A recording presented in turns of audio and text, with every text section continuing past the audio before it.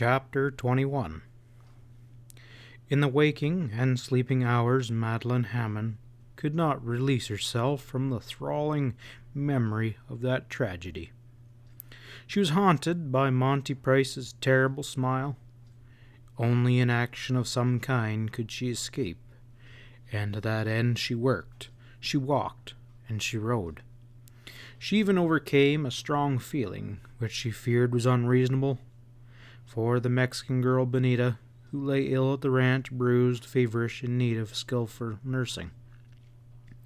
Madeline felt that there was something inscrutable changing her soul. That struggle, the struggle to decide her destiny for east or west, held still further aloof. She was never spiritually alone. There was a step in her trail. Indoors, she was oppressed. She required the open, the light, the wind, the sight of endless slope, and the sounds of corral and pond and field, physical things, natural things. One afternoon, she rode down to the alfalfa fields and round them, then back up the spillway of the lower lake, where a group of mesquite trees, owing to the water that seeped through the sand to the roots, had taken on blossom and a beauty of renewed life. Under these trees there was a shade enough to make a pleasant place to linger. Madeline dismounted, desiring to rest a little. She liked this quiet, lonely place. It was really the only secluded nook near the house. If she rode down into the valley or out to the mesa or up in the foothills, she could not go alone. Probably now Stillwell and Nels knew her whereabouts, but she was comparably sort of hidden here. She imagined a solitude that wasn't actually hers. Her horse Majesty tossed his head and flung his mane and swished his tails at the flies. He could have rather had been cut in the wind down the valley slope. Madeline sat with her back against the tree and took off her hat. The soft breeze, fanning her face, blowing strands of her hair, was refreshingly cool. She heard the slow tramp of cattle going in for a drink. That sound ceased, and the grove of mesquites appeared to be lifeless except for her and her horse. It was, however, only after moments of attention that she found the place was far from being dead. Keen eyes and ears brought reward. Desert quail, as gray as the bare earth, were dusting themselves in a shady spot. A bee, swift as light, hummed by. She saw a horned toad, the color of stone, squatting low, hiding fearful in the sand within easy reach of her whip. She extended the point of the whip, and the toad quivered and swelled and hissed. It was an instinct with fight. The wind faintly stirred the thin foliage of the mesquites, making a mournful sigh. From far up in the foothills, barely distinguishable, came the scream of an eagle. The bray of a burrow brought a brief, discordant break, and then a brown bird darted down from the unseen perch and made a swift, irregular flight after a fluttering winged insect. Madeline heard the sharp snapping of the merciless beak. Indeed, there was more than life in the shade of the mesquites. Suddenly Majesty picked up his long ears and snorted. Then Madeline heard a slow pad of hoofs. A horse was approaching from the direction of the lake. Madeline had learned to be wary, and mounting Majesty, she turned him towards the open. A moment later, she was glad of her caution, for looking back between the trees, she saw Stuart leading a horse into the grove. She would be left had met a guerrilla as this cowboy. Majesty had broken into a trot when a shrill whistle rent the air. The horse leaped and wheeled so swiftly that he nearly unseated Madeline, and he charged back straight for the mesquites. Madeline spoke to him, cried at him angrily, pulling with all of her strength against the bridle, but was helpless and was unable to stop him. He whistled a piercing blast. Madeline realized then that Stuart, his old master, had called him, and that nothing would turn him. So she gave up trying. and attended to the urgent need of intercepting mesquite boughs that Majesty thrashed into motion. The horse thumped into an aisle between the trees and stopped before Stuart, whinnying eagerly. Madeline, now knowing what to expect, had not time for any feeling but amaze. A quick glance showed her Stuart in rough garb, dressed for the trail and leading a weary horse, saddled and packed. When Stuart, without looking at her, put his arm around Majesty's neck and laid his face against the flowing mane, Madeline's heart seemed to begin to beat with quickness. Stuart seemed oblivious to her presence. His eyes were closed. His dark face softened, lost its hardness and fierceness and sadness, and for an instant became beautiful. Madeline instantly divined what his action meant. He was leaving the ranch. This was his goodbye to his horse. How strange, sad, and fine was this love between man and beast. A dimness confused Madeline's eyes, and she hurriedly brushed it away, and it came back wet and blurry. She averted her face, ashamed of the tears that Stuart might see. She was sorry for him. He was going away, and this time, judging from the nature of his farewell to his horse, it was to be forever. Like a stab from a cold blade, a pain shot through Madeline's heart. The wonder of it, the unfathomableness of it, the utter newness and strangeness of this sharp pain that now left behind a dull pang, made her forget Stuart, her surroundings, everything except to search her heart. Maybe here was the secret that eluded her. She trembled on the brink of something unknown. In some strange way, the emotion brought back her girlhood. Her mind revolved swift queries and replies. She was living, and feeling, and learning. Happiness mocked at her from behind a barred door, and at the bar of that door seemed to be pain. And then, like lightning strokes, shot the questions. Why should pain hide her happiness? What was her happiness? What relation was it to this man? Why should she feel strangely about his departure?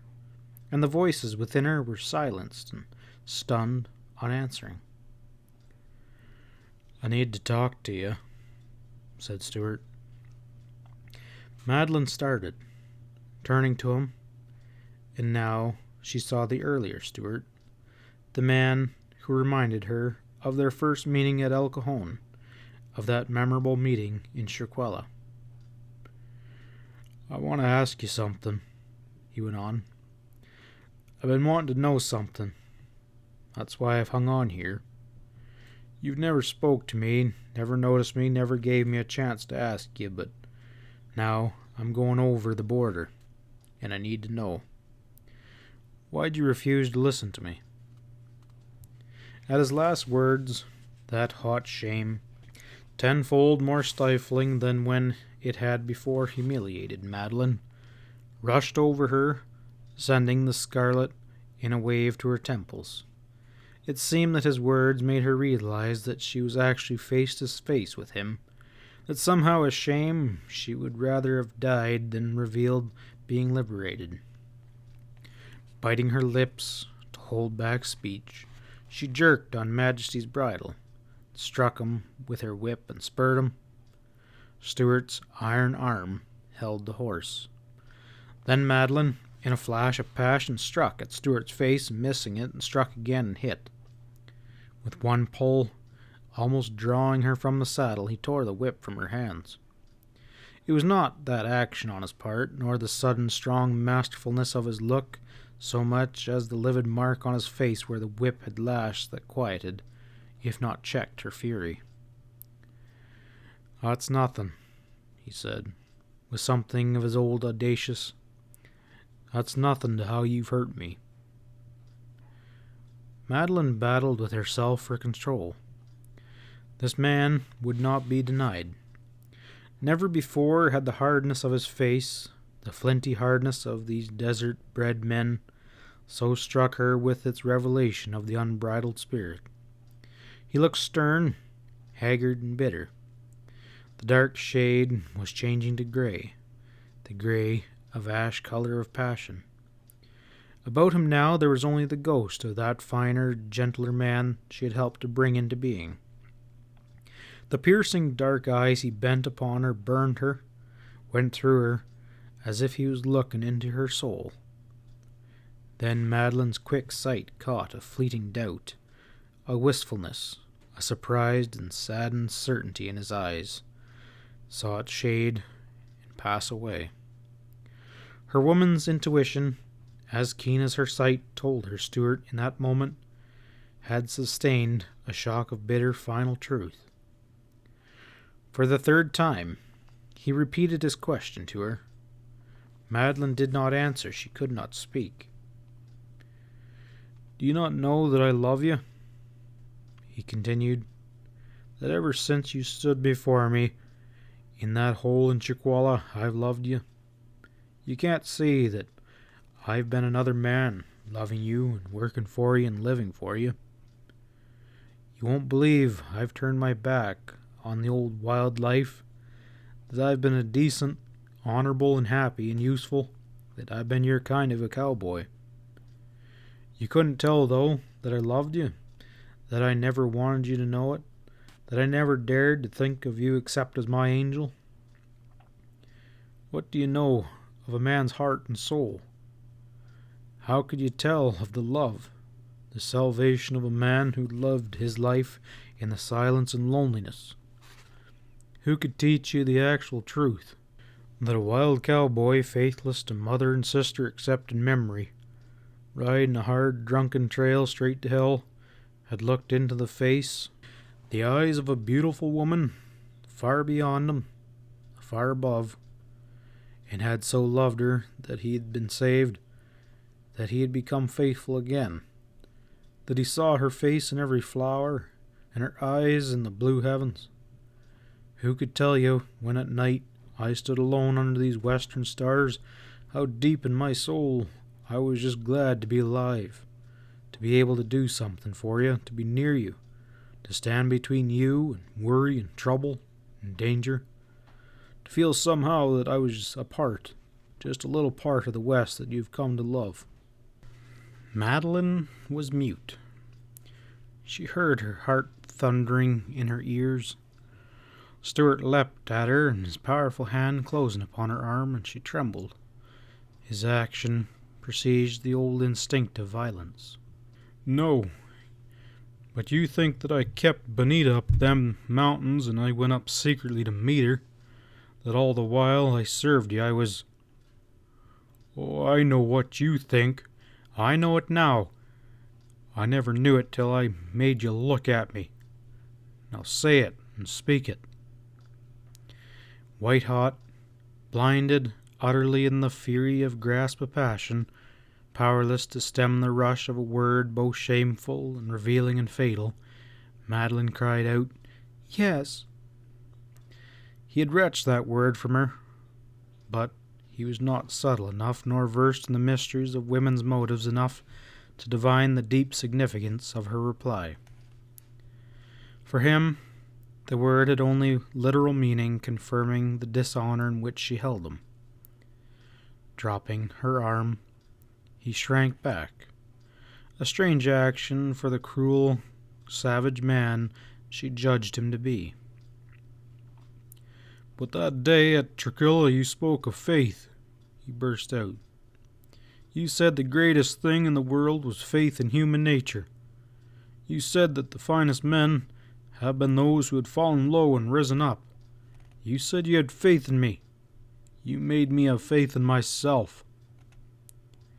His reproach, without bitterness or scorn, was a lash to her old egotistic belief of her fairness. She had preached a beautiful principle that she had failed up to live herself. She understood his rebuke, and she wondered and wavered, but the affront of her pride had been too great.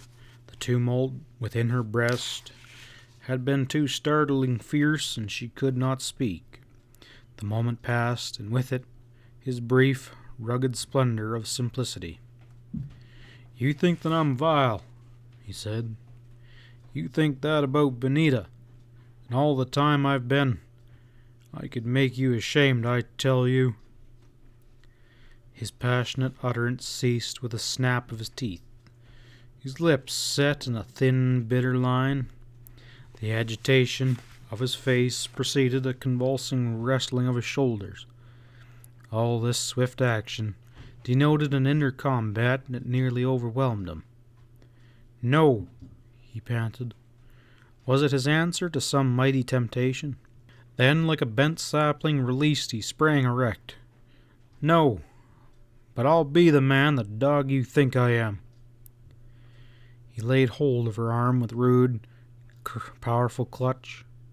One pull drew her sliding out of the saddle into his arms. She fell with her breast upon his, not wholly free of stirrups or horse, and there she hung, utterly powerless. Maddened, writhing, she tore to release herself. All she could accomplish was to twist herself, rise herself high enough to see his face, and that almost paralyzed her. Did he mean to kill her? Then he wrapped his arms around her and crushed her tighter, closer to him.